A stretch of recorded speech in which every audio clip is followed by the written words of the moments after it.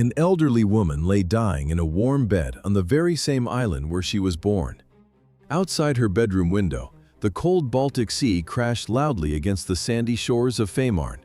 On the 14th of August, 1985, this 74-year-old hotel owner finally passed away. She felt no regret. Her breathing slowed down, the room went quiet, and she left behind no public statement of remorse. Her friends and family never recorded any private confessions or apologies for the things she had done.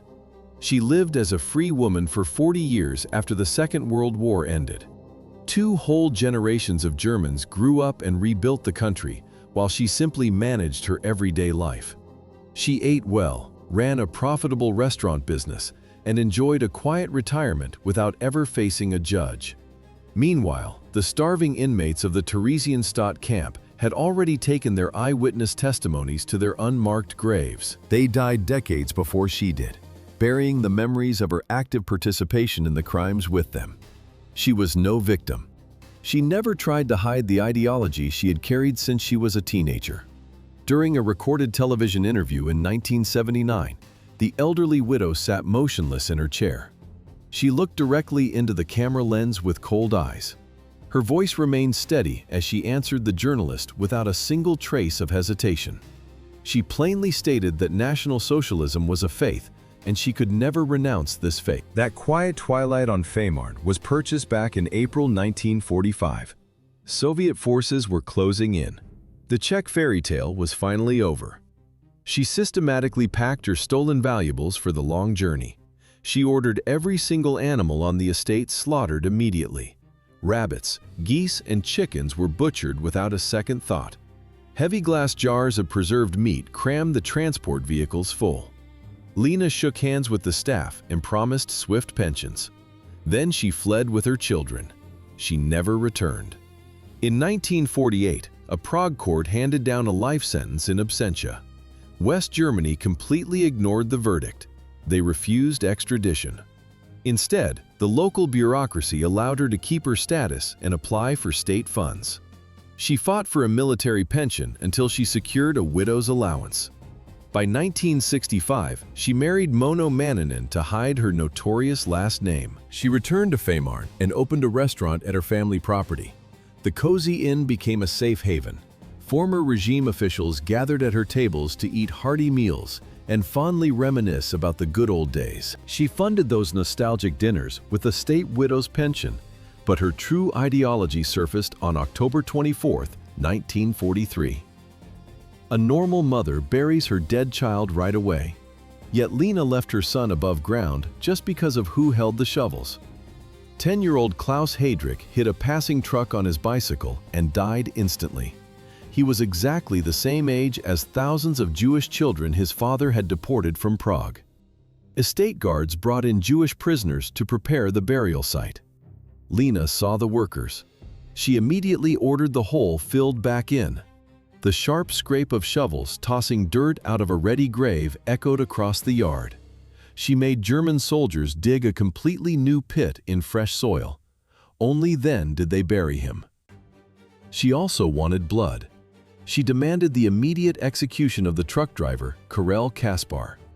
A formal police investigation proved the crash was completely unavoidable. Karel Kaspar survived her attempt to put him in front of a firing squad. Karel Kaspar escaped the firing squad, but others faced a different sentence on her property. Where did the workers for her fields come from? From an overcrowded transit camp. Lina Heydrich turned the historic English park into a working agricultural business. Centuries-old trees fell to the axes. She sold the timber for profit. Then she planted vegetable fields to supply German troops stationed in Prague. But fields require hands. She sent a direct request for labor. 150 Jewish prisoners arrived from the Theresienstadt ghetto. A garrison town built for 7,000 people now held 50,000. This new work detail equaled the population of a small village. Now, their survival depended entirely on the mood of one woman. They slept in former animal stables on the estate grounds. The dark space reeked of damp straw, horse urine, and rot. 150 people crammed into wooden stalls built for livestock. Lina managed her property with a cold hand. She stepped out onto the elevated stone terrace. She raised a pair of binoculars to her eyes to monitor the digging. Down below, the prisoners turned the heavy soil. She watched them work the fields. If someone moved too slowly, she pointed them out. She ordered immediate punishment. Post-war court testimonies detail how she struck prisoners and spat directly in their faces. In February 1944, authorities withdrew the Jewish workforce. Lina needed replacements. She submitted another official request. This time, the labor came from Flossenburg concentration camp in Bavaria. A financial dispute erupted over who should pay for their daily upkeep. The bureaucratic argument escalated until it reached the top of the SS hierarchy. The matter was finally settled by Heinrich Himmler. He paid the maintenance costs from his personal account for 15 Jehovah's Witnesses. The estate those prisoners maintained was not a random purchase. Adolf Hitler personally handed the land to the pregnant widow in July 1942. The true cost of this payout started weeks earlier. A grenade detonated beneath an open-top Mercedes, taking a sharp curve in the Lieben district. Josef Gabčík and Jan Kubiš pulled off the ambush on May 27, 1942. Shrapnel tore through the vehicle. The target died from a massive infection 9 days later, on June 4th. Then the revenge started. Over 1,300 Czechs died to avenge the life of a single bureaucrat. Firing squads wiped out the village of Lidice. Soldiers shot every man. Guards packed the surviving women onto transports to the Ravensbrück concentration camp. Lina stayed away from the massive state funeral in Berlin. She stayed home, expecting her fourth child. Instead of a husband, she received a sprawling estate and a massive lifelong pension. She signed the transfer papers and took her place as one of the wealthiest women in the protectorate. Before signing those transfer papers as a wealthy widow, Lina already lived a fairy tale.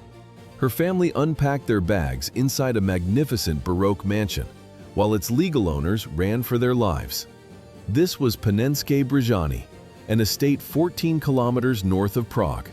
In September 1941, Adolf Hitler fired Konstantin von Neurath. The old diplomat was too soft. Reinhard Heydrich took his place as the ruler of nearly 900,000 Prague residents. Lina embraced her new reality. She walked through the grand halls.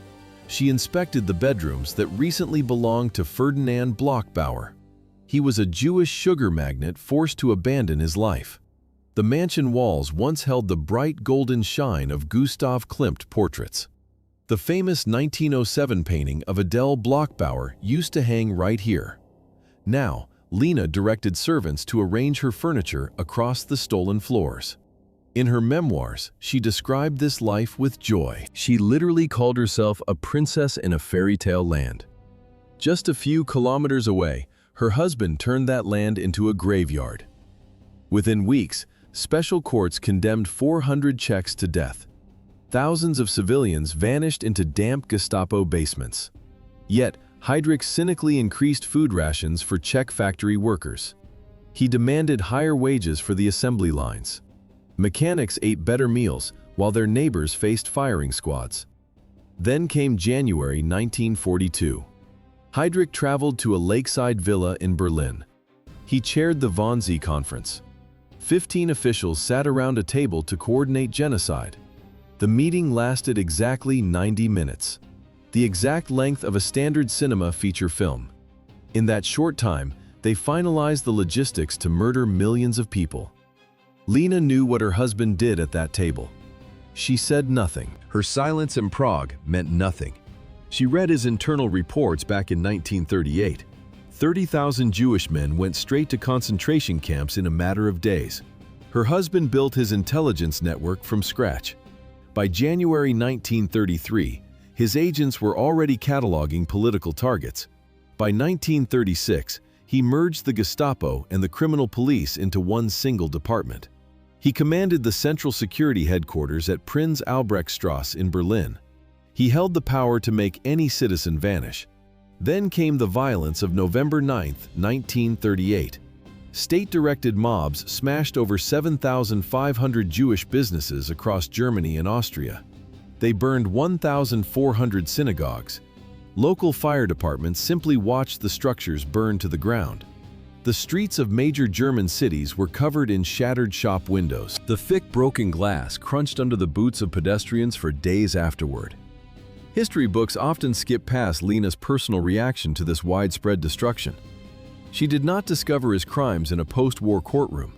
She followed the events in real time and wrote enthusiastic letters to her parents. She detailed the street operations in her own handwriting. She called the political arrest deeply satisfying. She defended the mob attacks as a justified response. She never lived in ignorant domestic bliss. She secured a front-row seat to the terror and applauded every move. When he drafted the orders for the pogrom, she never tried to restrain his actions. Surviving historical documents prove she actively pushed him to issue harsher commands. The woman demanding those harsher commands literally built the intelligence chief out of a disgraced sailor. She found a 26-year-old blonde man holding a violin and carrying unshakable self-confidence. Standing nearly 180 centimeters tall, he cut an imposing figure. But his naval career vanished in one afternoon.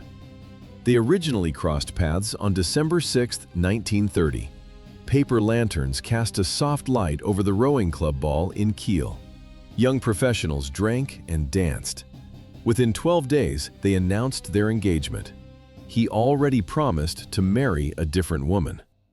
He broke that prior commitment without a single hesitation. That careless betrayal dragged him before a military court of honor in April 1931. The admiral stripped his rank and kicked him onto the street. His grand identity shattered instantly. Lina looked at the wreckage and saw a blank slate.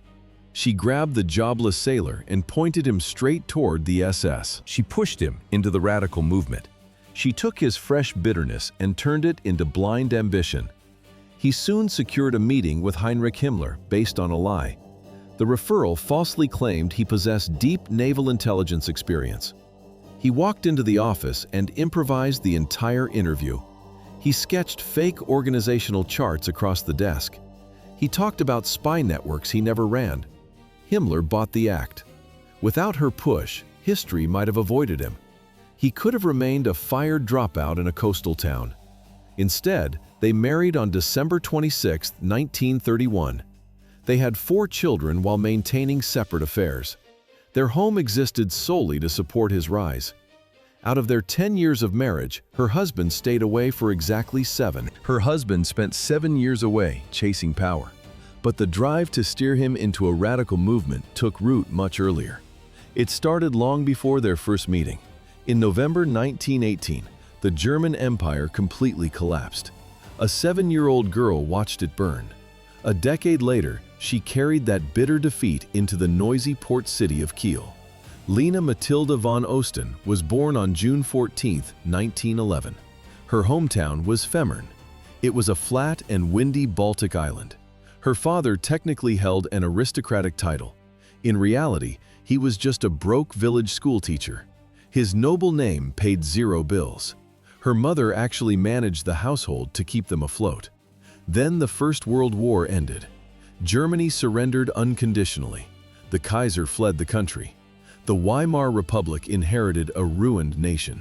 The Versailles Treaty soon demanded 132 billion gold marks in reparations. The national economy simply imploded. Millions of ordinary citizens lost their savings. They desperately needed someone to blame for the crash. The Weimar population wanted simple culprits. The notorious stab-in-the-back myth gave them exactly that. Neighbors loudly claimed that politicians and Jews had betrayed the frontline troops. The fake story spread through rural villages like dirty well water. It provided an easy target for angry families. Young Lina absorbed this everyday racism at home. It formed the normal background noise of her entire childhood. She grew up in an environment where political anger always felt deeply personal.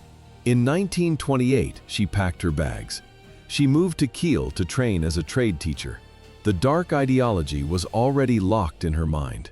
The teenager did not hide her radical views. She firmly embraced anti-Semitism as her main identity. She actively chose hatred long before she chose a profession. That deliberate choice eventually brought her straight into the heart of a conquered foreign capital by March 1939. Snow still covered the slanted rooftops of Prague, while soldiers nailed new metal flags to the heavy wooden doors. German military boots cracked sharply against the ancient cobblestone streets below the castle. Prague Castle had housed Bohemian kings for over 1,000 years. Now, bright red banners hanging directly above the main entrances erased that massive historical legacy. Inside those ancient walls, a high-ranking German officer walked through the halls and casually selected a massive suite to serve as his new bedroom. While he inspected the vaulted ceilings, his wife stood nearby and happily planned out the seating arrangements for future dinner parties. At that exact moment, Jewish families blocks away were desperately burning their identity papers in living room fireplaces. They quietly hid their small valuables and whispered desperate prayers for their frightened children. Meanwhile, she simply walked through the stolen residence and measured the tall windows for brand new curtains. The worst atrocities of this era happened right alongside this exact kind of comfortable, mundane indifference. Almost 120,000 Jews lived in the surrounding regions at that time. She ignored all of them to focus entirely on her own social calendar and interior decorating. Lina Heydrich would later write down her own memories of occupying this conquered nation. She openly described her years in the stolen Czechoslovakian estate as a beautiful, uninterrupted fairy tale. Decades later, she would pass away peacefully in her warm bed in 1985. She lived out a lovely, comfortable fairy tale that she never actually had to pay for.